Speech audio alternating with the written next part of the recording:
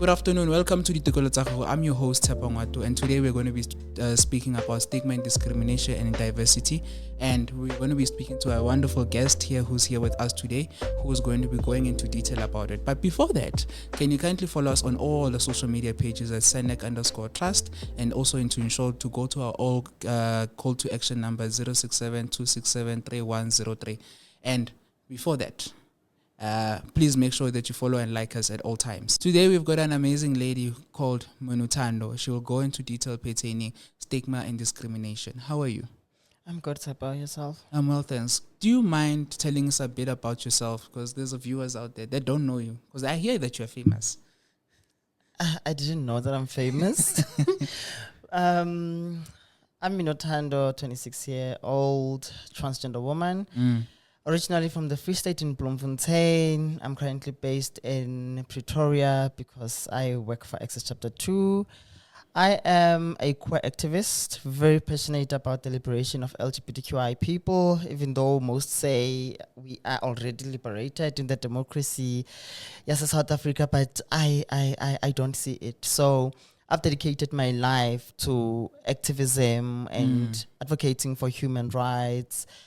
I have been in activism, I think, for plus minus 5 years. Started with politics, student politics, and then I found myself in the civil society, and that's where I am currently.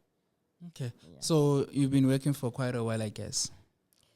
Not really, but I've been volunteering for quite a while.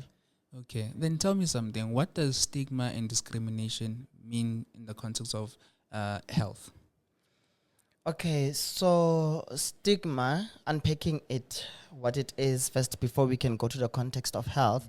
Stigma, it's those misconceptions that are attached to certain topics that are untrue. So they lead to discrimination, obviously, because now if I have this perception about you that is not true, I'm going to treat you a certain way because of this perception that I have. And then in the health sector, you find that there was this thing that was pushed that LGBTQI people are positive and that's stigma. And obviously when LGBTQI people go to consult in health institutions, they'll be met by that. And also there's these questions that nurses ask people when they go and test. That is discrimination because now we are violating the people's right to access to health. Because if I'm going to go to a health institution and I'm going to get asked such questions, I'm going to refrain from going there. And now my right to access to healthcare is violated. Okay. Do you think that people are more informed in pertaining their human rights and dignity? Not at all. Not at all. There's a lot of human rights violations that are overlooked. People don't even know what a human rights violation is. You find that they get to clinics and then the nurse would be saying, ARVs, Kamo, TB, that side. That's a human rights violation because now you are violating my right to confidentiality and privacy and my dignity as well, because why are you telling people what I have? And also with the stigma that we have, once people know what disease I have or I'm trying to get treated, they're going to start speaking about me in a certain way, looking at me in a certain way. I might even be excluded from society because of certain things they might have heard from the clinic. And we know how our society is. Then what is the most cases that you have dealt with pertaining stigma and discrimination and dignity? Because we know that you're talking about health clinics, etc. But pertaining, we also, how are they informed? But what are the cases that you have dealt with? Most cases that I've dealt with are not really in the health sector because where I work right now, I'm not that involved in the actual advocacy for human rights, even though we do that advocacy in relation to health. But then cases that I've dealt with mostly are of human rights violations towards learners, particularly LGBTQI learners and trans learners in school, about them not being allowed to wear uniform that conforms to who they are, about the language that teachers use towards them, the comments and all that. So I had a case at one school in Bloemfontein of a learner who is transgender, who was in the wrong. She was in the wrong because she was wearing her hair in a way that goes against the rules of the school. But now, how she was reprimanded about the issue was the problem, because the teachers went on to tell her how she is a boy and how her birth certificate says male and all that. So that case, we had to involve the Department of Education, because now in South Africa we currently don't have laws that directly protect LGBTQI learners. So it's very painful that for LGBTQI advocacy, in particular with human rights, we always have to look for loopholes. So that's how we got to win the case. We had to involve the Department of Education, explain and look for other rights that might have been violated, and then that's how. Then, how will you've dealt with such different cases? Which one was one of the most successful cases, and how do you guys deal with it? Because I hear you talking about one for schools, but which was the one that was the most successful one that you have dealt with? It's the one that I just mentioned now. Okay, yeah, that's the most successful one, because after that case, there was now attention to the school, and then they got sensitization. And it also gave birth to a program that I was running in the Free State before I left that dealt with sensitizing schools on human rights violations, making sure that people know about stigma and discrimination, and showing that also LGBTQI learners in schools know about their rights. And also there's an organization that I've worked with. I think me working with that organization has also given me more knowledge about patient rights and health rights and all that, which I think we are going to focus on a lot today. Okay. Yeah. And we know that Valentine's has just passed. And no men's conference this year, please. Yeah? No men's conference this year, please. It never happened. It was last week, so it never happened. It never happened? It never happened. So that's something that but we know that also during that week, there's a lot of cases that come out. Yes. And within that, what some of the cases that you may think that people are hiding it within stigma and discrimination, dignity, but they don't want to come out. Mostly when you look at the Valentine's, because people are closed in closed doors. People hide a lot in relationships. People hide a lot, and I think it's fueled by this mentality that we have as young black women. Yoguti maying young tanda, and that is just patriarchy and misogyny. So you can't believe that someone that is inflicting pain and harm on you loves you. It does not make sense. So I think that's most cases that come around during these times, because people are in closed doors. You are noticing every other small mistake that your person is doing. And if you are dating an abuser, if you point out something, obviously. So intimate partner violence is something that we could be in the lookout for during this time. And mostly people don't talk about them because it's mostly in closed spaces. It's my person. I love him. I'm going to protect him at my expense. Kufamina at the time. You've spoken a bit about the access within the healthcare spaces. How can you literally look at the balancing of the populations within? Because, we talked about the key pops. Within the key pops, which ones do you feel like are the most vulnerable ones? Mostly when it comes to stigma and discrimination and dignity, because we know that there are other ones that are just, there, but no one talks about them. Okay, in terms of discrimination in health spaces, populations that are most vulnerable, it's LGBTQI people, sex workers, people who are living with drugs, because most of the time they don't wanna, who are using drugs, because most of the time they don't wanna assist them. People who are living with HIV and people that are living with TB, as well as adolescent and young people, because now they get asked weird questions and they're afraid to go to these spaces. Then those are the most, I think, vulnerable populations. Then how can we balance them? Because you know that, yes, there's different cases happening at one go. How can we literally balance them?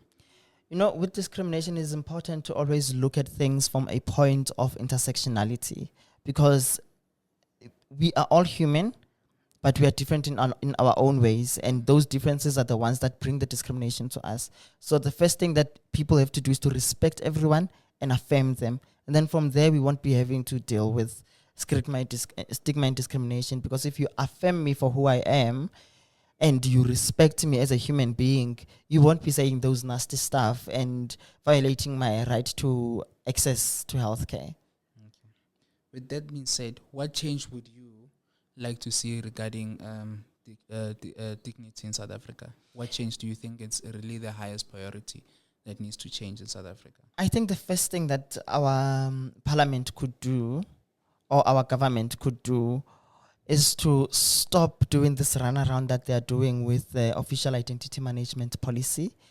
According to the knowledge that I have from the Smallingana research that I did, the policy was passed, but now the implementation is the issue. They said they would go back with an implementation plan, but then I've not heard anything. I don't know if they've released anything, but I've not heard anything. But I feel if they would implement that policy, it would address a lot of issues, because now it would give LGBTQI people recognition in administration. Because if I'm not recognized by the administration of the country that says they recognize me, it makes me vulnerable to abuse in the public sector. Because now, let's say I'm a trans woman, or I'm an intersex person. Okay, let me say I'm a trans woman. I'm going to a public institution to get services. And when I get there, my ID says something that is completely different. And also I cannot maybe change that, because there is no laws that are directly protecting me towards doing or undergoing that process, because it's a very traumatic process at the moment. So if there's no processes or systems or laws that are protecting me from that, then I'm also going to get discrimination in the public sector, because ufika lapha bakubuza ukuthi uwanana kapa weng because your ID says otherwise, you see. So if we are protected and are recognized by the administration, then most of our issues with regards to discrimination towards LGBTQI people in particular would be solved. And do you think the policies that are there when it comes to human rights and dignity and stigma and discrimination are really supporting us as a country? We are praised for having the most progressive constitution as a country. But I think there's a lot of contradiction and mismatch with our policies and our constitution, because, like I said earlier, when we do advocacy, or when we are trying to advocate for certain groups, there's always loopholes. We can't say we are against discrimination in our constitution, but also we've criminalized sex work, and we've made people that engage in sex work vulnerable to abuse and assault and all that, because there's no laws that protect them.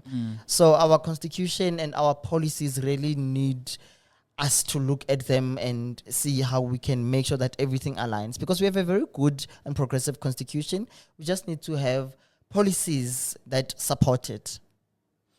With the, that we're almost reaching to 2030. I think that's one of the sustainable goals that we have spoke about. And I think stigma and discrimination is one of the things that are also profound in those documents that have been written there. And right now, I think it's 2025. Yes. Within this coming 5 years, what do you see South Africa going, and what really needs to be done? Tshepo, I honestly think outside the box. It's I'm trying to be optimistic. Yeah.